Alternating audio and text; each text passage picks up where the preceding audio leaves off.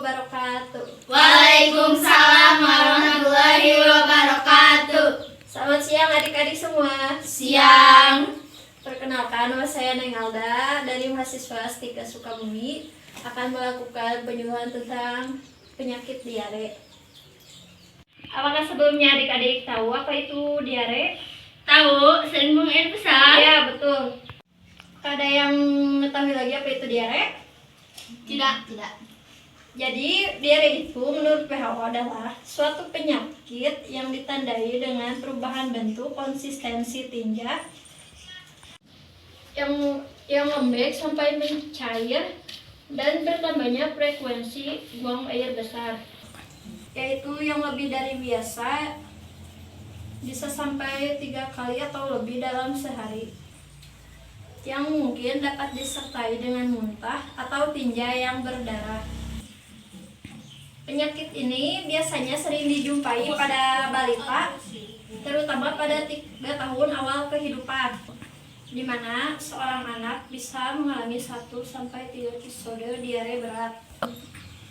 Sebelumnya adik-adik sekalian, apakah ada yang mau ditanyakan sebelum dilanjut? Adakah apa penyebab diare?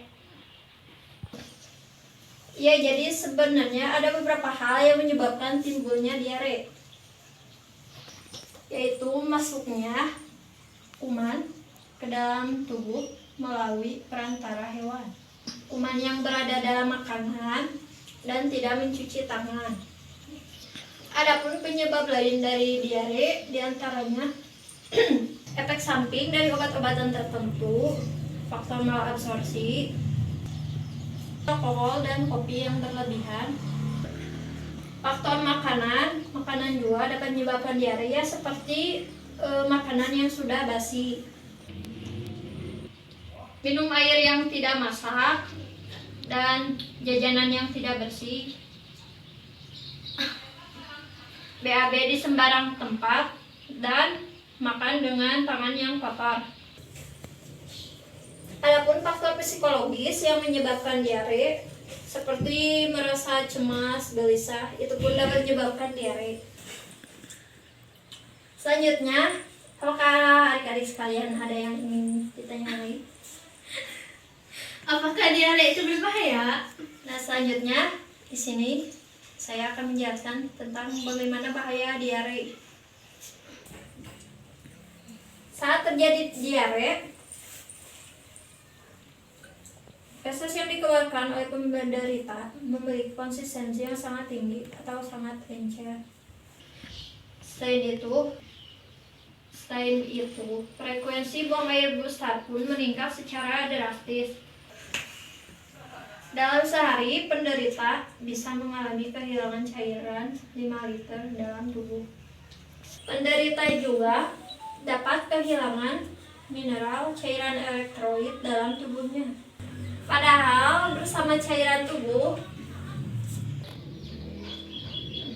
elektrolit berperan dalam fungsi tubuh agar senantiasa normal. Karena kehilangan banyak cairan tubuh, penderita akan mengalami dehidrasi. Selanjutnya, ada pun cara menangani diare. Diare menyebabkan penderita kehilangan cairan dan elektrolit, sehingga penderita harus diberi cairan untuk mengganti cairan yang telah hilang dalam tubuhnya. Sebagai pertolongan pertama, diberi cairan rumah tangga seperti tajin, air sayur, air matang. Di samping itu juga harus diberi cairan elektrolit seperti oralit. Adapun nutrisi bagi penderita diare, makanan yang baik saat dikonsumsi pada saat diare adalah seperti pisang, sereal, apel, teh, roti dan jeli, yogurt, dan kentang rebus. Menu di atas baik dikonsumsi pada orang dewasa ataupun anak-anak.